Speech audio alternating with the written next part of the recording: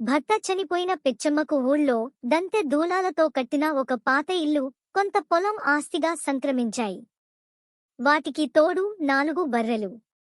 ఈ ఆస్తితో ఆమె తన 3 కూతుళ్లని పోషించుకోవాల్సి వచ్చింది. పిచ్చమ్మకు నోటి దురుసు. దానికి పిసినారితనం తోడయ్యేసరికి ఆమె ఖ్యాతి త్వరగానే విస్తరించింది.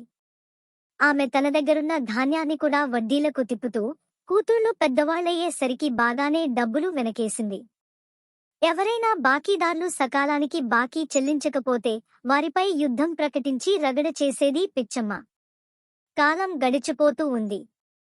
పిచ్చమ్మ 3 కూతుళ్లకు వివాహం చేసింది.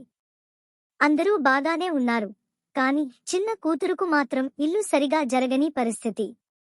ఆమె భర్త ఒక రోజున భార్యతో, మన ఇల్లు జరగటం కష్టంగా ఉన్నది. మీ అమ్మ బర్రెల్ని బాగానే పెంచుతోంది గదా, ఇంకా పోయి మనకు ఒక బర్రెనిమ్మని అడగరాదు అన్నాడు. నేను వెళ్ళను. మా అమ్మ ఇవ్వదు. నువ్వే వెళ్ళి అడుగు కావాలంటే అన్నది భార్య.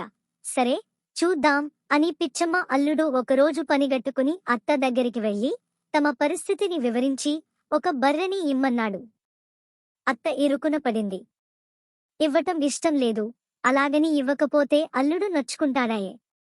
అందుకని ఆమె తెలివిగా ఒక బక్క చిక్కిన ముసలి బర్రెను అల్లుడికి తోలించింది. దాన్ని చూసేసరికి అల్లుడికి అత్త నైజం అర్థమైంది. అయినా చేసేదేమీ లేదుగనక అతను, అతని భార్య దాన్నే జాగ్రత్తగా సాక్కుని బ్రతుకు వెళ్లదీయసాగారు.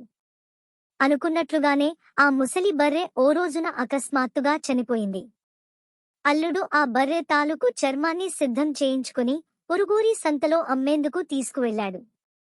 కాని అతని రాత కొద్దీ ఆ చర్మాన్ని కూడా ఎవ్వరూ కొనలేదు. సాయంత్రం వరకు వేచిచూసి అల్లుడు ఆ చర్మాన్ని వాపసు తీసుకుని సొంతూరికి బయలుదేరాడు. దారి మధ్యలోనే చీకటి పడింది. దానికి తోడు చిన్నగా వర్షం మొదలైంది. చేసేదేమీ లేక దారి ప్రక్కనే చిన్న పాడుపడిన గుడి కనబడితే చర్మాన్ని ఆ గుడిపైన పెట్టి తను ఓమూలగా చీకట్లో నక్కి కూర్చున్నాడు అల్లుడు. అర్ధరాత్రి అయ్యింది. వర్షం ఆగిపోయింది. ఆ సమయంలో ఎవరో 3 వ్యక్తులు ఒక మూటతో పరిగెత్తుకుని వచ్చి దాన్ని గుడిలోపలికి గిరాటు వేశారు. అరవబోయిన అల్లుడు వాళ్ళెవరోనని నోరు నొక్కుకుని కూర్చున్నాడు. వచ్చిన దొంగలు కూడా ఏమీ మాట్లాడకుండా నిశ్శబ్దంగా కూర్చుండిపోయారు దగ్గర్లోనే. అంతలో వర్షం మళ్లీ మొదలైంది. దేవాలయం పైన ఉంచిన చర్మం బాగా ఎండి ఉన్నది. పెద్ద పెద్ద వానచినుకులు దానిమీద పడినప్పుడల్లా అది ఢమ్ ఢమ్ అని శబ్దం చేస్తున్నది. పరాకున ఉన్న దొంగలు హఠాత్తుగా ఆ శబ్దం విని అది డప్పుల శబ్దమేననుకున్నారు. అంటే ఊరి జనాలు ఒక్కటే డప్పులు వాయించుకుంటూ దేవాలయానికి వస్తున్నారన్న మాట. అలా అనుకుని వాళ్లు చేతికందిన సామాన్లు పట్టుకుని పరుగు లంకించుకున్నారు. ఆ హడావిడిలో వాళ్ల డబ్బు మూట అక్కడే ఉండిపోయింది. మూలన దాగి ఉన్న అల్లుడు వెంటనే ఆ సంచిని తీసుకుని ఇల్లు చేరుకున్నాడు. ప్రశాంతంగా నిద్రపోయి లేచి తెల్లవారగా తన భార్యను లేపి వాళ్ల తల్లిగారింటికి పోయి సేరు తీసుకురమ్మన్నాడు. బంగారు నాణాలు కొలవాలిగదా. కూతురు పిచ్చమ్మ ఇంటికి వెళ్లి సేరు ఇమ్మంది. కాని ఊరికే అలా సేరు ఇచ్చేస్తే ఎలాగా అని పిచ్చమ్మ దాని అడుగుకు కొంచెం చింతపండు అతికించి ఇచ్చింది. అల్లుడు ఆ సేరుతో బంగారు నాణాలు కొలవగా 1-2 నాణాలు ఆ చింతపండుకు అతుక్కుపోయాయి.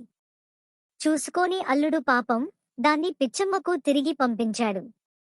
మరునిమిషంలో పిచ్చమ్మ అల్లుని గడపలో ప్రత్యక్షమైంది. అన్ని డబ్బులు ఎలా వచ్చాయని అడిగేందుకు. అయ్యో ఏం చెప్పాలత్తా, నువ్విచ్చిన బర్రె చనిపోయిన సంగతి తెలుసుకదా నీకు. దాని చర్మాన్ని పట్నం సంతలో చిల్లరగా అమ్మానా. చర్మానికి రేటు బాగా ఉందట. ఇన్ని డబ్బులొచ్చాయి అన్నాడు అల్లుడు గడుసుగా. ఆశపోతూ పిచ్చమ్మకు ఊపిరి ఆగలేదు. ఆమె వెంటనే తన వద్ద మిగిలిన బర్రెలన్నింటినీ కసాయికిచ్చేసి తడి చర్మాలనే పట్నం సంతకు తీసుకెళ్ళింది. ఆనాటి సంతంతా వాటి కంపుతో నిండిపోయింది. జనాలందరూ కూడబలుక్కుని ఆమెను వాటంగా తిట్టి సంత నుండి తరిమేశారు. ఉన్న బర్రెలు ఊడిన పిచ్చమ్మ లబోదిబోమన్నది. ఈ ఛానల్ మీకు నచ్చినట్లయితే లైక్ చేసి షేర్ చేయండి అండ్ సబ్స్క్రైబ్ చేసుకోండి. Thank you.